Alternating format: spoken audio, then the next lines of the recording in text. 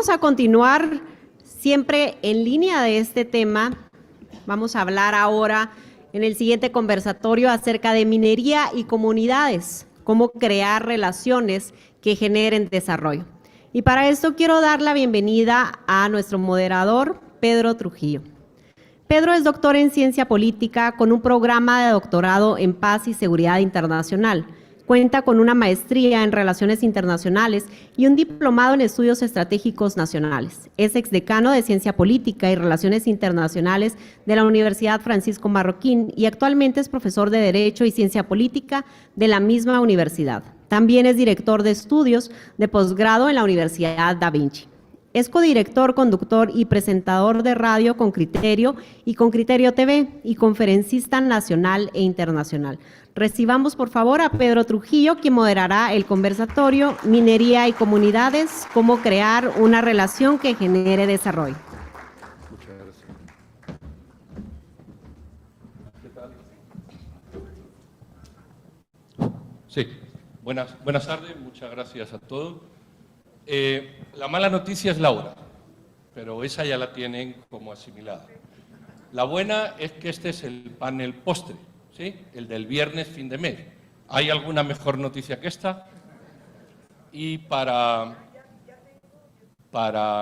todavía mejorársela, el Ministerio dará un vale a la salida para diversión y consumo en los locales del lugar. Así que disfrútenlo. Gracias, ministro, por esta atención. Disfrútenlo y tómenlo alegre porque ya tienen su viernes hecho y se salen del tráfico. Bueno, dicho esto, que era lo importante, vamos ahora a entrar al panel. El panel, como han dicho, se refiere a cómo crear una relación que genere desarrollo. Ese es el foro y el panel lo van a integrar 4 personas. Don Óscar Pérez, viceministro de Desarrollo Sostenible del Ministerio de Energía y Minas, a quien invito a subir. Él es ingeniero químico con maestrías en estudios ambientales y liderazgo organizacional.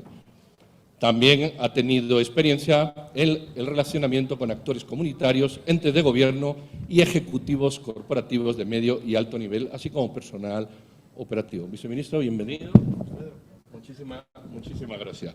También llamamos a don José Quej. Él es asesor en emprendimiento local y representante de pueblos mayas para distintas instituciones. Es profesor de enseñanza media para contextos multiculturales por la Universidad de San Carlos de Guatemala. Ha sido representante electo del pueblo maya para el Consejo Nacional de Desarrollo, el Consejo Nacional de Desarrollo Urbano y Rural y representante titular de la Junta Directiva de la Alianza Nacional de Organizaciones Forestales Comunitarias de Guatemala. Aquí está don José. Gracias, bienvenido. También llamamos a don Byron Paredes, Dirección de Defensoría de los Pueblos Indígenas. Es maestro en Derecho Indígena, Etnicidad y Etnodesarrollo por la Universidad de San Carlos de Guatemala y la Universidad Nacional Autónoma de México y cuenta con licenciatura en Ciencias Jurídicas y Sociales por la Universidad de San Carlos. Ha laborado como encargado de casos relacionados con pueblos indígenas en el bufete Berganza y Asociados, en asesoría y atención de casos de pueblos indígenas en el ejercicio técnico profesional. Don Byron, bienvenido, muchísimas gracias.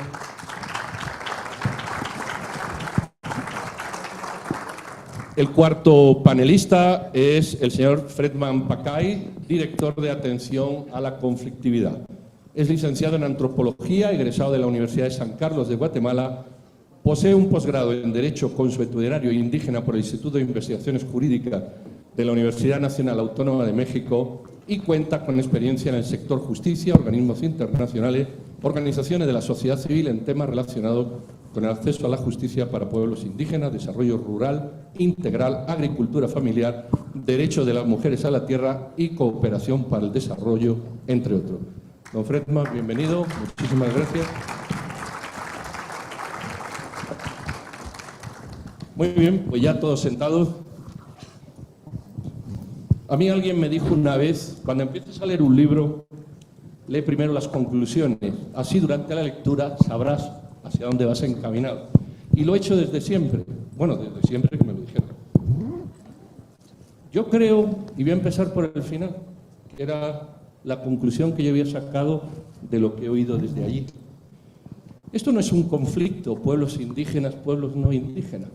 Pareciera que el país está confrontado entre dos grupos étnicos. Esto es un problema de Estado, es un problema de todos, es un problema de gobierno, es un problema de ciudadanos. Y me da la impresión muchas veces que se presentan como conflictos interétnicos. Y eso es malo, aparte de no ajustarse a la realidad, porque pareciera que hay unos buenos y unos malos, unos que quieren y otros que no quieren, unos que están en un bando y otros en otro, cuando realmente es un problema de país y así hay que abordarlo. ¿Qué queremos, hacia dónde queremos caminar y cómo arreglamos los problemas entre todos? Creo que esa podría ser la conclusión de este foro. Y hacia ahí me gustaría a mí comenzar con las preguntas que tengo preparadas por aquí. Señor Pacay, empezamos con usted. ¿Quién lleva el inventario de conflictos en Guatemala y qué tan actualizado está? ¿Somos tan conflictivos como pensamos y cuántos de esos conflictos son del sector minero en particular? Buenas tardes, gracias por la oportunidad.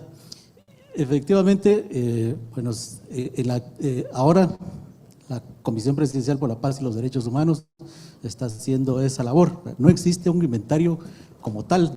Yo diría que previo a la pandemia, pues se tenía una base de datos de los conflictos sociales a nivel nacional por algunas instituciones gubernamentales que pues atendían conflictos de naturaleza agraria y social en general. Para el 2018 se tenía alrededor de 1.800 conflictos sociales, de los cuales el 1.7% eran de naturaleza agraria, ¿no? Ahora, con la creación de la Comisión Presidencial por la Paz y los Derechos Humanos, se tiene un registro de 247 casos de naturaleza social, y de los cuales el 1.2% son de naturaleza minera. Viceministro, hay en ocasiones que se hizo esto que lo arregle el gobierno, en otras, pues esto es un problema de la empresa, en otras más son las comunidades las que tienen que tomar el liderazgo.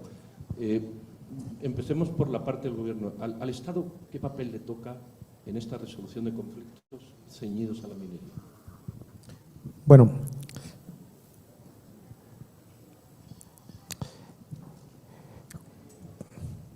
cuando hablas de Estado, en realidad el Estado o el gobierno tiene obligaciones desde la etapa preventiva hasta ya la etapa de gestión de la conflictividad. Yo me voy a ceñir a la parte del Ministerio de Energía y Minas, que nuestro rol es eminentemente en la parte preventiva. Es decir, cuando existe un potencial conflicto, o cuando existe un conflicto pero que puede ser manejado, y lo que nos corresponde es cumplir con la obligación de realizar una consulta. Primero, identificando de manera eficiente a cuáles son las instituciones representativas de los pueblos indígenas que son los sujetos de consulta, y siendo claros también con quienes pudieran, porque eso pasa también mucho, hay quienes quieren ser parte de los procesos de consulta, pero no existe una forma de integrar a todos, o no todas las instituciones, no todas las organizaciones pueden acreditar, pueden demostrar que son una institución representativa de pueblos indígenas, de acuerdo incluso a los instrumentos de aplicación del convenio 169. Hay un detalle muy importante, y es que, si bien es cierto, el convenio 169 es el que establece el derecho de consulta, la Organización Internacional del Trabajo ha emitido otros documentos, otros instrumentos de aplicación en los que se mencionan cuáles son los detalles, cuál es la forma de interpretar y de aplicar el convenio. Importante que ha establecido que una institución, para poder reclamar representatividad, debe ser capaz de demostrar primero quiénes son los miembros que representa, y segundo, cuáles son sus obligaciones hacia estos miembros. Esa es la primera parte. Segundo, el gobierno tiene que tener la voluntad y tiene que tener la eficacia para presentar de una manera clara, completa y transparente la información con respecto a un a una decisión administrativa. En el caso de los proyectos mineros, sabemos que como cualquier actividad humana existen impactos ambientales, pero no podemos negar, todos los que conocemos de los proyectos mineros, que existen riesgos adicionales diferenciados a otros proyectos y tenemos que tener la capacidad de ser transparentes y de hablar con las autoridades indígenas, con los líderes indígenas, con total transparencia sobre estos temas y sobre todo la voluntad de poder llegar a acuerdos y consentimientos que pudieran hacer viable la decisión del gobierno. El principio de la buena fe, ese es uno de los esenciales y que lo vivíamos en las últimas reuniones que tuvimos en uno de los casos de consulta, donde hicimos el llamado a la buena fe. Primero, tenemos que tener todos los que estamos sentados en la mesa la opinión o tenemos que tener la confianza de que los demás interlocutores están allí sentados para poder llegar a acuerdos, que tienen una buena intención sobre el proceso, que no hay nadie sentado en esta mesa con la intención de minar o de dañar el proceso en sí mismo. Eso es básico y suena fácil, pero es en el campo sumamente complicado, sobre todo en contextos donde lamentablemente existe una desconfianza a priori desde los pobladores hacia el gobierno o hacia otros actores o hacia los desarrolladores de proyectos incluso. De ahí van a salir las dos siguientes preguntas. Don Byron, ¿están definidas con precisión esas autoridades indígenas, ancestrales, del lugar, de las comunidades, como le queramos denominar, legitimadas? Hemos visto en conflictos donde hay personas que decían, bueno, nosotros somos las autoridades legítimas, incluso están inscritas en algún lugar, y otros que se han querido introducir en ese foro de representatividad. ¿Cómo entender ese problema? Bueno, buenas tardes a todos. En realidad nosotros estamos muy contentos de poder estar participando en este espacio. Creo yo que eso lanza un mensaje muy positivo de cómo podemos entre todos ir construyendo un mejor país. Para entrar de lleno a la pregunta que me hace el doctor Pedro Trujillo, pues quiero decirle de que definitivamente hay tantas formas de organización de pueblos indígenas como podamos imaginar o como no podamos imaginar. Resulta ser que en Guatemala hay 13.800 comunidades indígenas y algunas podrían tener una forma de organización más elevada que otras. Por ejemplo, digamos, hay unas que son reconocidas a nivel ancestral, otras a nivel tradicional. Por ejemplo, tenemos los 48 cantones, la Junta Directiva de los 48 cantones, una autoridad indígena reconocida por mucho tiempo y que ustedes no se podrían imaginar, tienen un canal de jurisprudencia de cómo aplican su derecho indígena. Igualmente tenemos alguna expresión como las alcaldías indígenas, que son la alcaldía indígena de Chichicastenango, la alcaldía indígena de Sololá, tenemos el cabecera del pueblo allá en Santiago Atitlán, tenemos diversas formas de organización, consejos de ancianos, el parlamento Xinca, tenemos consejos de comunidades indígenas y también tienen distintos niveles. Por ejemplo, hay una organización indígena que se llama el Gran Consejo de Organizaciones Indígenas. Ese gran consejo, en realidad, si nosotros queremos hacer como un equiparamiento, digamos, de lo que puede suceder en un sistema jurídico nacional y oficial, es como una segunda instancia que verifica incluso sentencias que hacen algunas autoridades indígenas en otros lugares.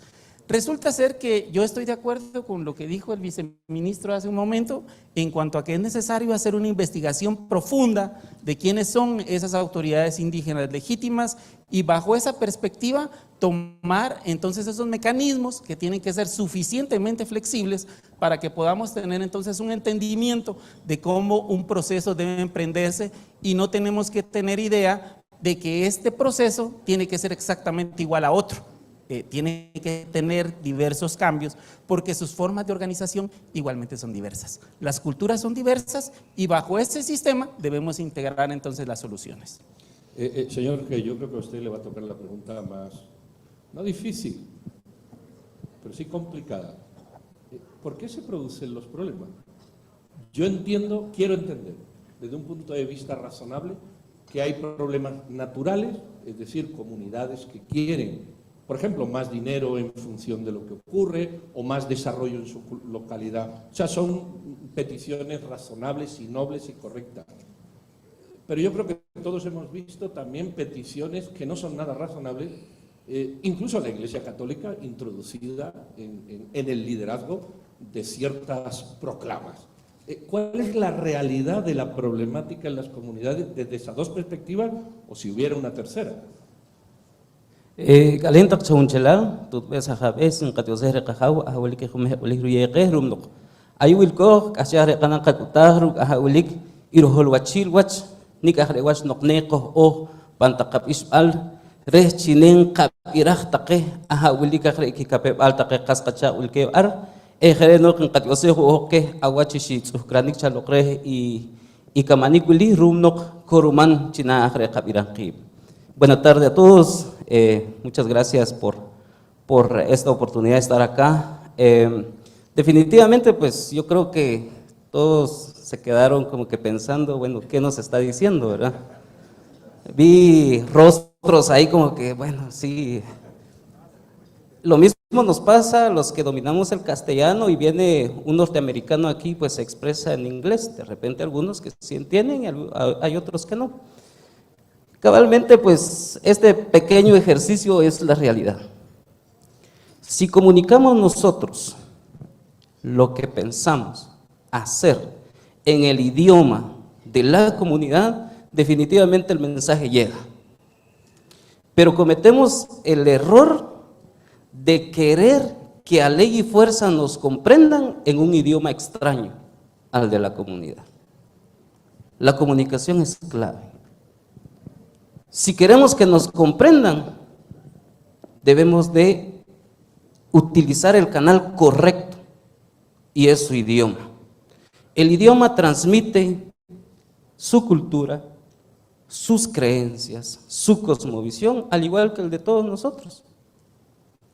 Cada uno de nosotros tenemos nuestro propio concepto de vida y de la misma manera de cómo es que nosotros percibimos la naturaleza.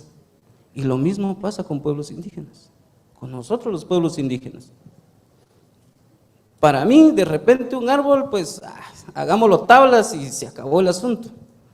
Para alguien que el árbol pues le da sombra, representa algo, y si nosotros no comprendemos, porque no es nuestra cosmovisión o la forma de ver la vida, entonces ahí empezamos nosotros a crear ciertas diferencias.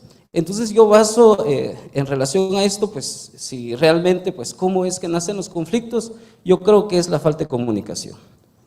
A través de varios esfuerzos que se han hecho, gracias a Dios yo he tenido la oportunidad pues de involucrarme en estos procesos. Yo fui concejal municipal 8 años, estuve también representando a pueblos indígenas por 8 años en distintos escenarios, desde el nivel comunitario, municipal, departamental, regional y nacional e internacional. Y yo creo que aquí la clave, y siempre yo lo he enfatizado, es que debemos de transmitir los mensajes y debemos de comunicarnos en el idioma de la comunidad. Y para ello debe de existir un mecanismo de comunicación.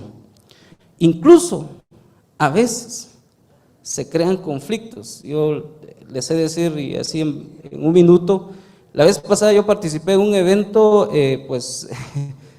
organizado por CACIF, y solo me vieron ahí, no, él ya se vendió con ellos, ¿verdad? Entonces, yo creo que el sentido también un poco es de ver cómo nos involucramos en este proceso, y que sepan todos ustedes de que nadie está peleando, ¿verdad? Nadie amanece y dice, hoy me voy a pelear con esta persona, ¿verdad? Sino que va a depender mucho de cómo es que se comunican las cosas y de cómo queremos abordar la situación. Entonces, la manera de cómo podemos nosotros abordar esta temática de la conflictividad, y esto es en todos los niveles y en todos los aspectos, es considerar el idioma propio de la comunidad y pues definitivamente no entrarle con engaños, ¿verdad? La comunidad comprende, entiende, y definitivamente cuando alguien también quiere engañar a una comunidad también lo sienten, lo comprenden y lo entienden. Señor Pacay, vamos a decir que esta llamada a la comunicación efectiva, entiendo yo, de las comunidades que hace el señor Quej, ¿cómo se visualiza desde la parte, por ejemplo, de las transnacionales? Empresas que vienen y son percibidas o se difunde una percepción interesada de que vienen a depredar con todo. Cuando normalmente las multinacionales no solo suelen cumplir las reglas nacionales, sino que cumplen reglas internacionales porque son castigadas fuera y en su sede, si no es así. ¿Cómo conciliar esta necesidad del que se ve afectado, poco entendido, con la necesidad de una multinacional de venir a hacer un negocio correcto, legítimo y legal? Me parece que sí, efectivamente, la comunicación es muy importante, ¿verdad? Un proceso de diálogo intercultural que tiene que, pues obviamente, contar con la participación de los liderazgos comunitarios, los representativos, ¿no? Miembros de las instituciones propias de estas comunidades. Entonces, y tiene que ser, como ya lo señalaba, con pertinencia cultural. Resulta que bueno, algunos de los proyectos que se han llegado a instalar, ¿verdad?, a ciertos lugares, ¿verdad?, pues la percepción, si no se tiene esa comunicación, se ven como ajenos, ¿verdad? Se ven como ajenos. Entonces eso crea, pues, tipo de problemas, ¿verdad?, entre las mismas comunidades, porque tienen percepciones equivocadas de lo que va a ir a hacer la empresa, ¿verdad? Y si por ahí aparece un tercer actor interesado, ¿verdad?, puede promover, incluso para su beneficio propio, ¿verdad?, la tergiversación de lo que realmente está haciendo una empresa. Entonces, lo importante acá es tener, por ejemplo, como Estado, como institución, ¿verdad?, que tiene los conflictos, las herramientas necesarias para justamente, ¿verdad?, se tengan esos procesos de comunicación asertiva, comunicación intercultural, ¿verdad?, con las comunidades en donde se está implementando un proyecto. Por ejemplo, hemos tenido casos en donde situaciones en donde las comunidades, ¿verdad?, están muy alejadas, ¿verdad?, de los centros urbanos, por decirlo de alguna manera, ¿verdad? Un proyecto que se instala a 2 horas de la cabecera municipal, ¿verdad? Y entonces las comunidades lo que tienen ahí, ¿verdad?, lo más cercano que tienen, ¿verdad?, es el proyecto, ¿verdad? Y bueno, si la relación no se da de manera intercultural, pues puede pasar cualquier cosa, incluso el hecho mismo de que un vehículo pase a alta velocidad, por poner un ejemplo, diría yo, banal, ¿verdad?, y pues mate un perro, mate una gallina. Esto puede provocar, ¿verdad?, por ejemplo, un conflicto, ¿verdad?, mucho mayor. Entonces, todas estas situaciones también hay que ver. Las causas, ¿verdad?, de los conflictos son múltiples, ¿verdad?, y la forma en cómo se deben tratar, pues, debe de ser con herramientas, ¿verdad?, con protocolos, con mecanismos que se pongan, pues, a disposición, ¿verdad?, de todos. Señor viceministro, no se puede negar que, por ejemplo, en Perú hay una conflictividad minera, igual que en Bolivia, y yo personalmente he leído aquí manuales importados de conflictividad. Es decir, la conflictividad se genera por cuestión natural, no nos informan, no nos comunican, no entendemos, eso es cierto, pero hay todo un mecanismo de generación de conflicto interesado. Desde esta perspectiva, ¿qué tienen ustedes detectado? No digo que me digan los nombres de las personas, pero esa conflictividad, ¿cuánto podría ser? Una conflictividad producto a lo mejor de una falta de comunicación efectiva, del alejamiento, de la falta de desarrollo, de cuestiones propias del país, y cuánto realmente es artificioso en todo esto, que no hay que negarlo tampoco. Bueno, nosotros hemos encontrado que, a diferencia de lo que pudiera leerse por actores externos, por ejemplo, por actores internacionales, por contrario a lo que puedan leer, hemos encontrado que los liderazgos indígenas, cuando encontramos realmente las entidades representativas de los pueblos indígenas, no existe una actitud confrontativa con respecto a proyectos de desarrollo. Sí existen temores, desde luego, pero no hay una actitud confrontativa y existe una visión de futuro, una preocupación por lo que a sus hijos o a sus nietos les podría pasar. Un caso que a mí no se me olvida, de los primeros contactos que yo tuve con líderes indígenas, un anciano me decía, mire, a mí esa mina no me gusta, la veo de lejos y se fue a la montaña, no me gusta, pero yo veo que ahí entran médicos, entran ingenieros, hay gente que maneja maquinaria, hay gente que sabe mucho. Yo tengo un hijo de 2 años. ¿Y quién soy yo para que dentro de 15 o 20 años mi hijo quiera trabajar y me dice yo quiero trabajar ahí? ¿Por qué le voy a quitar yo esa oportunidad? Porque ellos ganan bien. Y me lo decía en un lenguaje muy sencillo, pero él en realidad estaba preocupado por el futuro de sus hijos. Y eso lo hemos visto de manera repetida con los verdaderos liderazgos indígenas. No hay una actitud confrontativa, pero sí existen algunos grupos o algunas personas. Y aquí hay que ser también francos en que muchos sectores hemos fallado. Ha fallado el gobierno, ha fallado el sector privado. Hemos dejado un vacío que da lugar a que pueda venir alguien a levantar temores que en algunos casos son infundados, en otros son por lo menos exagerados, pero que generan preocupaciones en los pobladores. Hay una teoría en psicología social que habla de que la conflictividad no depende, si hacemos una correlación entre nivel de desarrollo y conflictividad, no hay una correlación perfecta, porque tenemos países desarrollados, tenemos algunos países desarrollados que a pesar de ser desarrollados tienen una alta conflictividad social, pero lo que sí tienen son altos niveles de desigualdad social. En tanto, si quisiéramos cerrarle la brecha a estos actores que llegan con información falsa, muchas veces malintencionada, y con intereses muy particulares, porque hay quien se beneficia de la conflictividad. En tanto podamos nosotros hacer que la minería, porque es el tema de este foro, que la minería sea de verdad un motor de desarrollo para las comunidades, le vamos a cerrar la brecha a todas estas personas, a todas estas organizaciones que nos están atacando y que están generando, con el afán de atacar al sector privado, están generando más pobreza o por lo menos están manteniendo en niveles casi de miseria a muchas comunidades indígenas en el país. Señor Paredes, otro tema, un flash, una frase es el despojo del territorio, el uso del territorio, el abuso del territorio, o la propiedad del territorio, de una perspectiva cultural, social y étnica. ¿Cómo entender eso y cómo, desde una idiosincrasia maya o de otra etnicidad, comprender el Estado como un total territorio y los territorios específicos que habitan muchas comunidades? ¿Cómo conciliar todo eso y comprenderlo? Vamos a ver, estamos realmente en un país altamente complicado, diría yo, porque resulta ser que esto de la tierra y el territorio ha tenido en diversas oportunidades como una necesidad de cambiar esquemas y de cambiar políticas del propio Estado.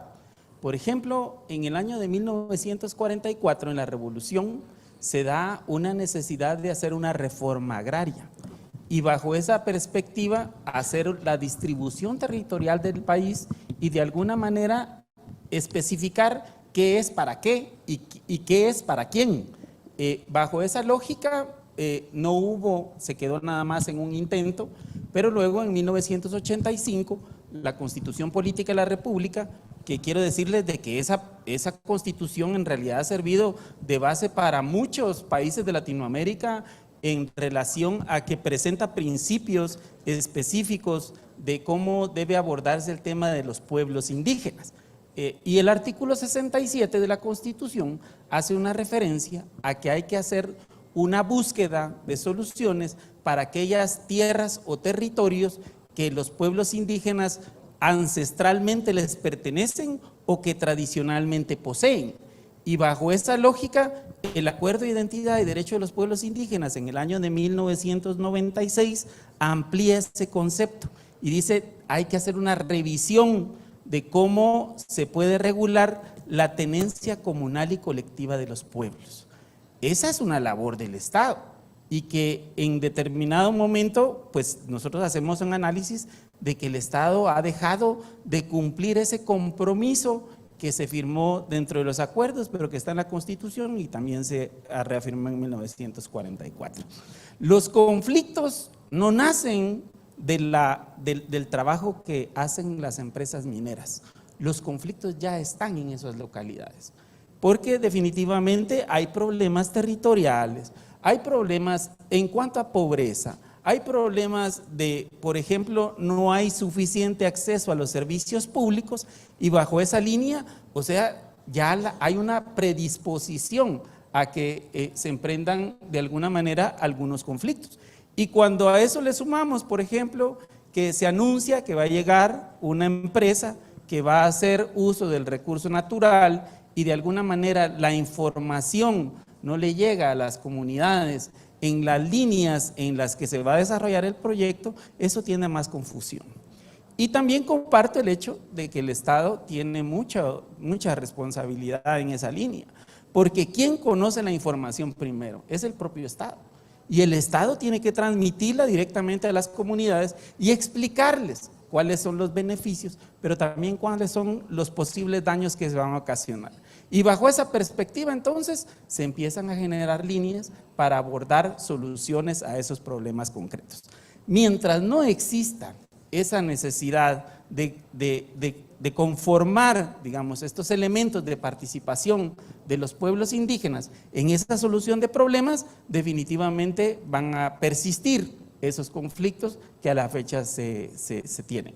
Pero me gusta mucho lo que se refleja en los principios generales de empresas y derechos humanos, porque ahí está claro, o sea, el Estado es el obligado a proteger, garantizar y hacer que se respeten los derechos humanos y las libertades fundamentales, y las empresas, el cumplimiento de los derechos humanos. Bajo esa línea, lo que hay que hacer, y ahí están esos principios, es encontrar mecanismos que ayuden a que esos problemas no sean, digamos, en la punta, digamos, de un conflicto que se pueda volver mayor.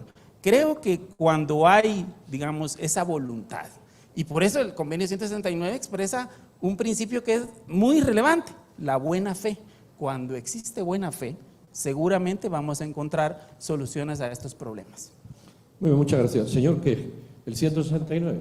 El 169 es un marco adecuado desde las comunidades para trabajar, y si lo es, yo extendería la pregunta a, habiendo representantes, no necesariamente comunitarios, pero sí hay alcaldes de ciertos municipios, hay diputados distritales, ¿por qué no se desarrolla el 169? ¿Es porque no sirve y ahí lo tenemos atorado? Porque atorado está.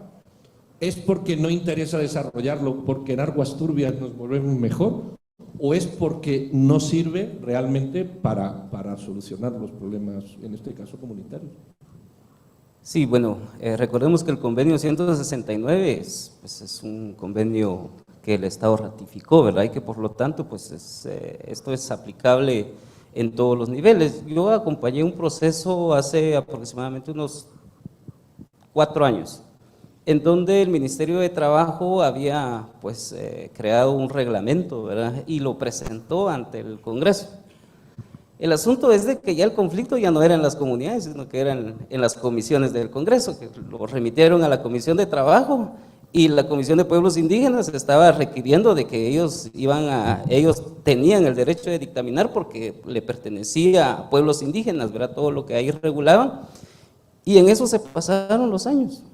Entonces ya el conflicto, pues, o sea, tocaron el tema, pero se les volvió un conflicto y no lograron aterrizar. Y pues tal vez no puede ser un instrumento pues, perfecto. Yo siempre he sido de la idea de que pues, en el caso de las políticas públicas, por ejemplo, no vamos a tener una política pública pues, perfecto, pero por lo menos vamos a tener una política pública. Lo mismo en ese reglamento, o sea, tal vez no va a ser el reglamento perfecto que incluya la opinión y que sea consensuada y que sea consultada también su creación, pero por lo menos vamos a tener un reglamento. Entonces la cuestión aquí es de que sí, el convenio es de observancia general, al igual que todas las leyes, y nadie puede alegar ignorancia, ¿verdad? Tanto pues el sector privado, los pueblos indígenas, las autoridades municipales y pues los señores diputados que deberían, por lo menos, de abordar la temática.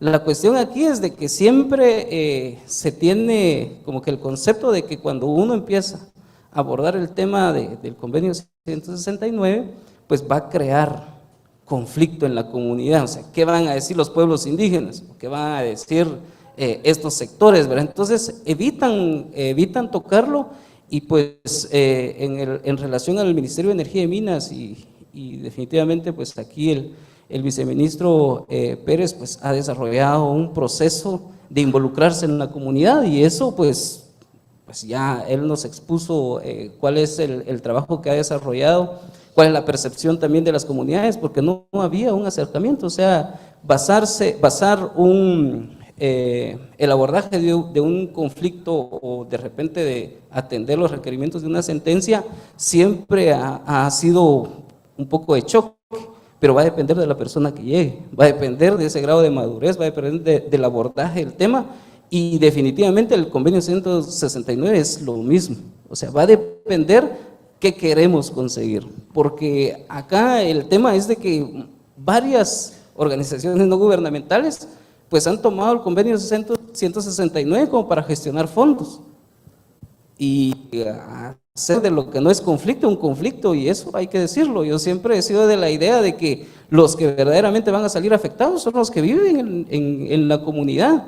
Pero a veces llegan organizaciones no gubernamentales y que ellos empiezan a crear pues una perspectiva así de caos y de que aquí se les va a acabar el mundo y un montón de cuestiones que a la larga pues ellos necesitan ejecutar sus fondos, necesitan pues echar a andar alguna agenda de repente que ellos tengan en relación a pues crear este tipo de conflicto o hacerse notar como defensores de los derechos humanos. Sin embargo, cuando uno está en la comunidad, cuando uno empieza a preguntar a las personas, pues uno ve otro panorama, ¿verdad? Por ejemplo, siempre se ha de reducir, miren, el Estado aquí pues nunca ha generado empleo, por lo menos la empresa que está aquí genera empleo y ahí trabaja mi primo, mi sobrino, mi hermano. Entonces son cuestiones que definitivamente uno, involucrándose en la comunidad, es que uno se da cuenta. Entonces la cuestión aquí es de que es necesario el abordaje del convenio, es necesario pues tener claro en qué consiste, y yo soy de la idea que el gobierno local, por ser el gobierno que está al alcance de la población, debe de conocer por lo menos el contenido principal del convenio 169, las gobernaciones departamentales de la misma manera, porque yo he tenido la experiencia de acompañar un proceso de la creación de un plan para el abordaje de la conflictividad en Alta Verapaz. Y ellos decían, bueno, vamos a ver el conflicto de aquí. Yo les decía, ¿por qué lo van a ver de aquí a nivel departamental? Si el conflicto nace en una aldea, incluso el conflicto nace en una familia. Entonces, ¿por qué lo tienen que ver de este lado? Entonces, abordémoslo desde el núcleo familiar o desde la comunidad. Entonces, si se le sale de la mano al Consejo Comunitario de Desarrollo o a las autoridades indígenas de la comunidad, entonces lo pasan a nivel municipal. Si se le sale de la mano del alcalde o del Consejo Municipal de Desarrollo, lo elevan a nivel departamental. Y si ya se le sale de la mano al gobierno departamental o al gobernador departamental, pues deben de elevarlo ya. Miren, no podemos con este conflicto, por favor, vengan, pedir el auxilio del gobierno central. El problema es de que queremos ver el conflicto como, bueno, esperamos que el conflicto llegue a cierto nivel y no atacamos el conflicto cuando está iniciando. A veces el conflicto es una disputa de herencia. Un heredero viene y dice, miren, yo le voy a vender mi herencia a la mina, y ahí empieza el conflicto. Pero definitivamente es algo que debemos de tener la claridad del abordaje de la conflictividad, y todos, líderes comunitarios, autoridades municipales, autoridades departamentales, deben por lo menos conocer el convenio 169. Muy bien, señor Pacay, desde su experiencia en la antropología, el derecho consuetudinario y otras disciplinas que ha trabajado, podemos, o puede, mejor dicho, establecer 2 o 3 pilares sobre los que construir propositivamente soluciones. Creo que el 169 ya queda claro que debería, y si no es el 169, lo que sea, debería haber una norma, 169, eso es claro, eso es un pilar. Sin esa norma es difícil. ¿Se pueden aportar 2 o 3 pilares más desde su conocimiento? Sí, yo diría que sí, indudablemente que la norma es muy importante, ¿verdad? Ya se ha discutido sobre ella, pero también los aspectos a considerar son los de carácter socioculturales, ¿verdad? Todo ese conocimiento también que tienen las comunidades respecto a las situaciones que viven cotidianamente, es decir, su cultura, ¿verdad? Me parece que ahí hay aspectos muy importantes, ¿verdad? Con el mensaje que nos daba acá el representante de los pueblos indígenas quechís, pues pues vemos, no tenemos comprensión, ¿verdad? O no se tiene comprensión, ¿verdad? Y eso es lo que necesitamos. Entonces, un pilar es justamente eso. Y lo otro es la representatividad, ¿verdad?, legítima de estos pueblos, ¿verdad? Entonces, si encontramos, ¿verdad?, identificamos plenamente quiénes son o cuáles son las instituciones y cuáles son sus representantes, ¿verdad? Me parece que ese es un pilar fundamental, ¿verdad?, para el abordaje de la conflictividad. Pero también hay que recordar que en comunidades tradicionales, ¿verdad?, pues existe todo un mecanismo también para el abordaje de la conflictividad, es parte de su derecho, del derecho consuetudinario, ¿verdad? Claro, en muchas comunidades es más observable que en otras, ¿verdad? Tenemos quiché, tenemos, ya se mencionaba también, sololá, ¿verdad? En el área norte, con la población quechí, probablemente la autoridad tradicional es menos reconocida, ¿verdad? Recae mucho en las autoridades que se reconoce a través de la normativa vigente en el país. Estoy hablando del Código Municipal, a través de los alcaldes comunitarios o alcaldes auxiliares, que anteriormente, por ejemplo, eran los comités quienes, ¿verdad?, abordaban. Entonces hay una estructura comunitaria de autoridad, pero también hay normas, ¿verdad?, que muchas veces no se observan, normas que son legitimadas por los habitantes de las comunidades.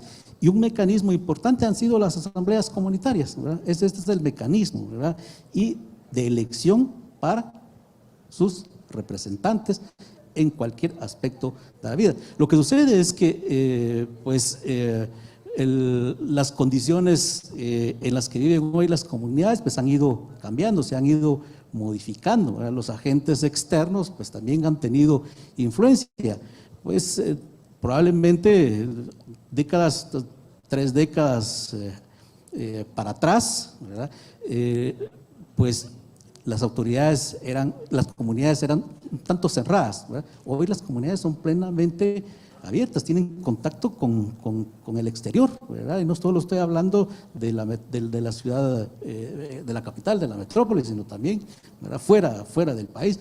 Entonces, me parece que hay agentes también que han intervenido y lo que uno ve, hay casos en donde se está suplantando la autoridad, ¿verdad? Y eso, pues, no es posible. Yo recuerdo que más o menos en los años entre los años 2008 y 2012 aproximadamente, se dio una ola, por ejemplo, de castigos mayas, ¿verdad? ¿Qué era eso? ¿Verdad? Era pues justamente aplicar castigos por infringir, ¿verdad?, una norma comunitaria o un hecho que era pues no era reconocido como, digamos, bueno por la comunidad. Pero, ¿y qué eran estos castigos? ¿Verdad? Era hincar, ¿verdad?, a las personas en piedra, quitarles el pelo, raparlos, como coloquialmente se dice. Pero haciendo un estudio, ¿verdad?, se determinó, ¿verdad?, que no eran las autoridades indígenas las legítimamente, ¿verdad?, reconocidas por la comunidad, sino eran actores, ¿verdad?, que estaban suplantando la autoridad, ¿verdad? Entonces, esto es lo que también hay que observar. Viceministro, hay un tema del que uno no puede escapar, que si los impuestos, que si la regalía, que si el dinero que invierten, que si el dinero que dejan, una discusión inacabada que cada uno entiende como quiere, compara con otros países, peras con manzanas, donde allí se paga A y aquí se paga B, y evidentemente se crea un caos enorme. Yo sé que es difícil explicarlo, pero hay que atenerse al minuto.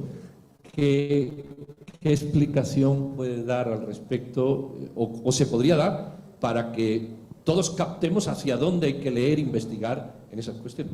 Okay. En cuanto a los ingresos estatales por concepto de regalías, derivadas del aprovechamiento de recursos naturales. Nosotros entendemos que la ley de minería actualmente vigente es una buena ley, tenía sus objetivos muy claramente definidos en el momento en que fue emitida, y uno de los objetivos que nosotros inferimos que tenía era el atraer la inversión, atraer inversionistas para venir a Guatemala, conocer los recursos naturales que había en el país e iniciar la explotación. También consideramos que ese esquema ha cambiado y estamos trabajando, existe un grupo dentro del Ministerio de Energía y Minas que está trabajando en modificar el régimen de beneficios para el país derivados de esto. En este momento no podría hablar yo de montos, pero sí es indiscutible, y lo hemos discutido con muchos sectores, que es indiscutible que el régimen de regalías en Guatemala, derivados del uso de recursos naturales, de recursos minerales en particular, debe modificarse y debe ampliarse, precisamente por lo que les mencionaba hace un momento. La minería debería ser un motor de desarrollo para el país y particularmente para las comunidades vecinas si queremos que la conflictividad se reduzca. Y el sector minero, estamos hablando, me gusta mucho el eslogan del Congreso, construyendo la Guatemala del 2050. Yo sé que ustedes están totalmente convencidos de ello.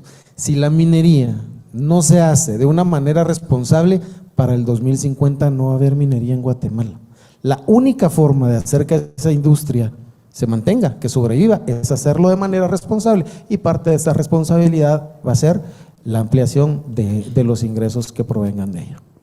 Pues, señor Paredes, con esa misma concisión que ha hecho el ministro, le vamos a hacer una pregunta igual de complicada que la de la conciliación de derechos, derecho de propiedad, derechos comunitarios, derechos colectivos, derechos individuales, derechos del Estado, el derecho del subsuelo. Usted que está en la Defensoría de Derechos, ¿eso es fácil conciliarlo?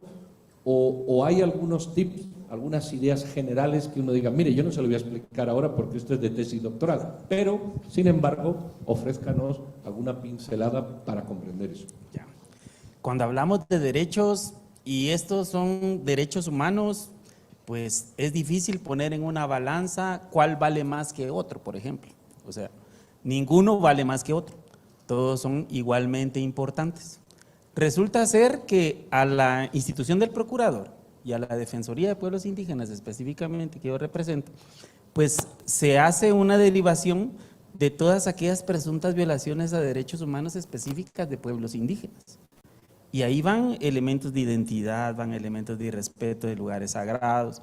Por eso es que ahí en la consulta que estamos participando ahí con el Parlamento Xinca, en algún momento hacemos un análisis de hasta dónde debe llegar la protección, por ejemplo, de un lugar sagrado. Y entonces, bajo esa perspectiva, empiezan a correr, digamos, como la búsqueda de otros elementos que igualmente se afectan. Y bajo esa lógica, definitivamente, el Estado lo que tiene que hacer es buscar esas líneas de fortalecimiento institucional en esa búsqueda de soluciones para el respeto de los derechos humanos.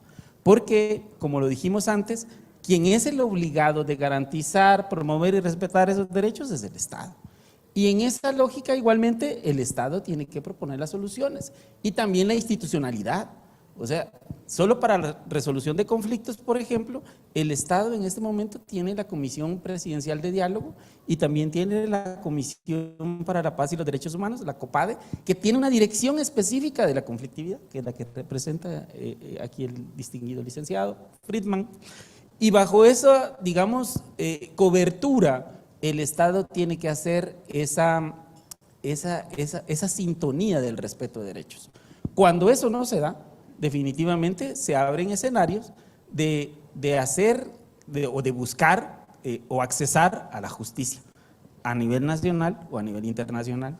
Pero resulta ser que quien paga, digamos, los platos rotos de toda esta situación es el propio pueblo, porque al final de cuentas, cuando una sentencia llega de la Corte Interamericana de Derechos Humanos, es el Estado mismo el comprometido a hacer, digamos, todos esos resarcimientos y toda esa línea de respeto de derechos.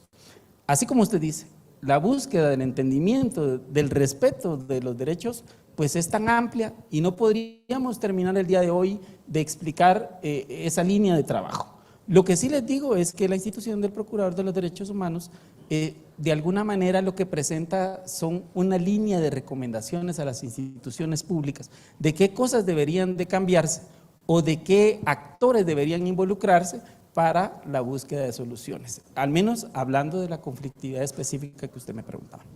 Muy bien, señor, que vamos a terminar con usted en este minuto que queda, aunque luego les voy a adelantar, les voy a dar 30 segundos para que desde su especialidad, es decir, gobierno, derechos humanos, antropología o comunidad, en 30 segundos digan esa frase genial que todo el mundo busca para el Pulitzer y nadie encuentra, o ese resumen de lo que ustedes quieren transmitir al foro. Pero todavía queda usted, señor, que el medio ambiente, el respeto a la madre tierra, conceptos seguramente vistos por la sociedad occidental de una manera diferente a la comunidad indígena y que evidentemente también hay que conciliar. Toda esta cuestión del medio ambiente, ¿cómo se explica fácil desde su visión?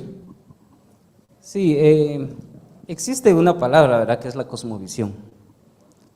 La cosmovisión es la forma de cómo uno ve la vida, de cómo uno ve la naturaleza, de cómo uno ve lo que le rodea. Entonces, en la cosmovisión maya, la persona, ¿verdad?, el individuo, forma parte de ese círculo de naturaleza, tierra y todo lo que lo rodea. Lo que en otras cosmovisiones es de que el hombre es el centro de todo, ¿verdad?, que eso es lo que al final pudiera contravenir cada una de las cosmovisiones. Sin embargo, pues yo creo que aquí, de la manera de cómo podríamos entender la relación que tenemos nosotros los pueblos indígenas con la madre naturaleza, es que nosotros formamos parte de ella. La naturaleza nos proporciona de agua, tierra, de fuego y de todos los elementos necesarios para vivir. Y es por eso que tenemos ese vínculo y esa relación de la madre naturaleza con las comunidades. Ahora, también las comunidades indígenas aprovechan el recurso, aprovechan, por ejemplo, pues en las comunidades juntan fuego para poner las deliciosas tortillas, aprovechan la tierra para sembrar. Sin embargo, todo es en el marco del respeto y en el marco también del beneficio y de la relación que se tiene. Cuando una comunidad indígena quiere aprovechar un bosque, pide permiso bajo su propia cosmovisión, y alguien que no comparte la cosmovisión podrá ver una actividad algo rara. Sin embargo, ese es de cómo nosotros los pueblos indígenas nos relacionamos con la madre naturaleza. Muy bien, pues ahí el titular de prensa del que yo me voy a apropiar para mañana o para pasado, de cada uno de ustedes desde lo que quieran transmitir al público. Y voy a seguir el orden aquí. El orden estaba primero don Óscar Pérez, viceministro, sus 30 segundos. Voy a ver si puedo. Bueno, me gustaría mencionar, un machete no abre una brecha, ¿sí? El machete podrá abrir una brecha dependiendo de las intenciones y de la habilidad del que usa el machete. El machete es simplemente una herramienta, pero puede hacer un trabajo magnífico, puede lastimarnos a nosotros mismos si no tenemos la habilidad necesaria, o si tenemos la habilidad pero tenemos una mala intención, el machete puede ser un arma de muerte. El convenio 169 en sí mismo no va a resolver la conflictividad en Guatemala. La minería por sí misma no va a resolver los problemas del país. Es lo que nosotros hagamos, cada quien con las herramientas que tiene, el Ministerio de Energía y Minas, el organismo ejecutivo con el convenio 169, el sector privado con los planes de sostenibilidad, con los planes de responsabilidad social que deben guiar sus acciones, el señor Procurador de Derechos Humanos como institución, actuando como un equipo para el gobierno de verdad, para proteger de verdad los derechos de todos los sectores de Guatemala, pueblos indígenas buscando el desarrollo.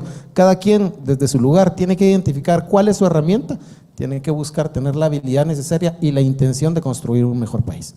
Muy bien, don José, que usted es el segundo aquí, así que sus 30 segundos. Muy bien, bueno, yo voy a de repente parafrasear o de repente decir la frase de Benito Juárez, ¿verdad? El respeto al derecho ajeno es la paz. Yo creo que en todos los niveles esto aplica, ¿verdad? Si nosotros actuamos de buena fe en cualquier escenario y definitivamente nosotros respetamos los derechos de cada una de las personas, pues no creería yo que hubiera algún tipo de conflicto. La cuestión aquí es que debemos de mejorar la comunicación, debemos de comprendernos, tanto los que somos de la propia comunidad indígena como también de las personas extrañas a esa comunidad indígena.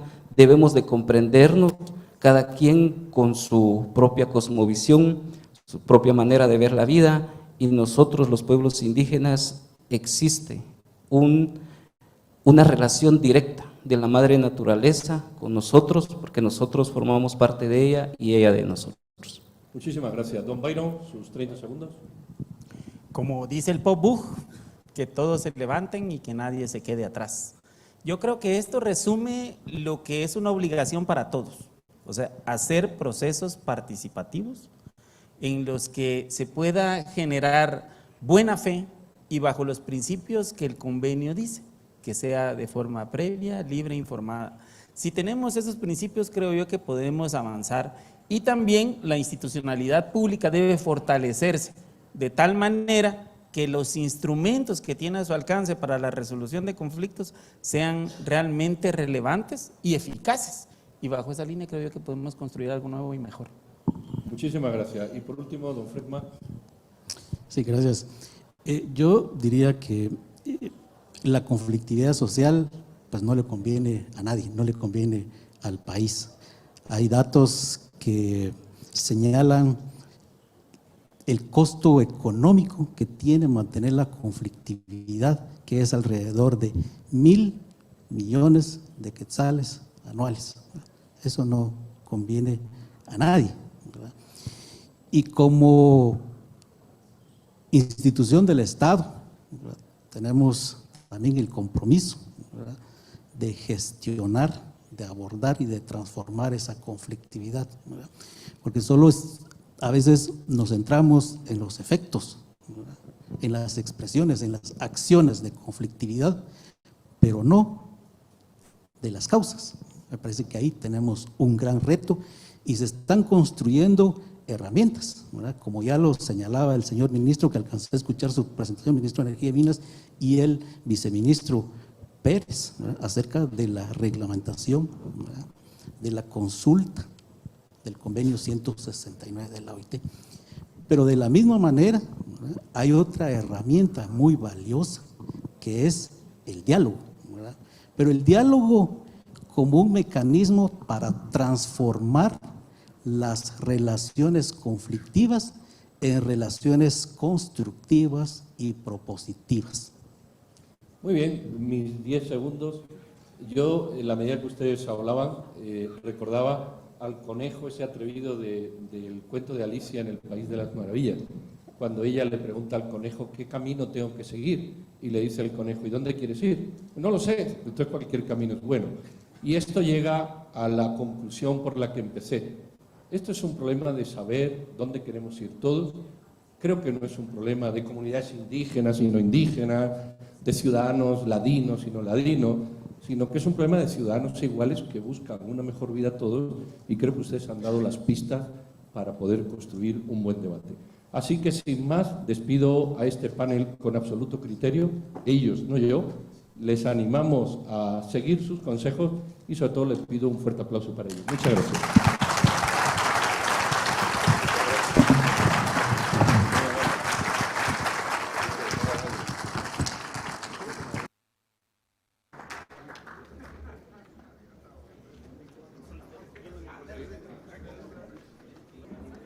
Muchas gracias, Pedro, por la moderación, y agradezco también la presencia de nuestros panelistas, el viceministro Oscar Pérez, José Quej, el licenciado Friedman Pacay y el licenciado Byron Paredes. A todos, muchas gracias.